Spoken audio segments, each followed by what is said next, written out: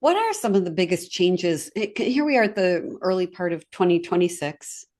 What are some, are there? You have your finger on the pulse. What are the biggest shakeups right now? What are the greatest opportunities that you see? Well, one interesting thing that I'm finding is that, and I don't know this to be true from every company in the world or in the United States, a lot of companies are holding back a bit in hiring full-time direct hire employees. But that's where all the fractional work comes in, or the contract or the temp.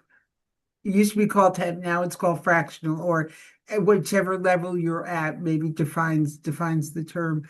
But it's a really good opportunity because you go in, you have an opportunity to network with a company. It may not work out, but you've met a dozen new people who have a lot of other connections. And that's how I sell it to my students also. Don't ever turn down an interview because you think the job's not right. Go in and talk to these people. Right. You look at your yes. You never know who you're going to meet. I was at a conference, a women's entrepreneurial conference about a year and a half ago. And so a conference for women, and there was a panel discussion that was all men. And it was fascinating to hear one Really? gentleman in particular. He was asked, what is the difference between how a man does his career search and how a woman does? He said, oh, that's easy. Guys will look at at an opening and say, yeah, I'm about halfway qualified for that. I'll apply. Where a woman will look at it and say, I don't have all the right skill sets, so I'm not going to apply. I thought that was fascinating observation. I'd be curious as to where they are in their career, in their life cycle. And because, yes, maybe that was true 10, 15 years ago. I don't know that that's true anymore. Oh, So, interesting.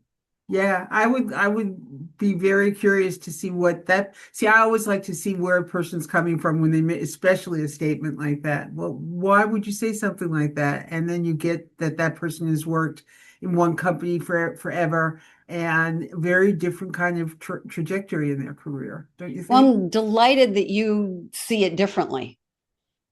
There's so much conversation, Leah, around women in the workforce and the income disparity, the opportunity disparity. Right? Still? Mhm. Yeah, still, it's amazing. It's frustrating, but it's really, truly amazing. And you do see that. Some, yeah. I Okay. don't see it as much as I used to. I hear about people talking about it, but the jobs that people getting, I don't see that being a disparity. If somebody comes out with some software experience and they get similar jobs, I don't see that. However, when they go out to network, there are so many networking groups, women in tech, women who code, women who blah, blah, blah, right? There are still many of those because it took so long for women to grow into tech the way that, it is now. Mm.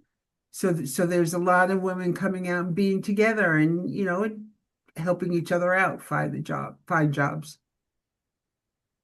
I'm glad to hear that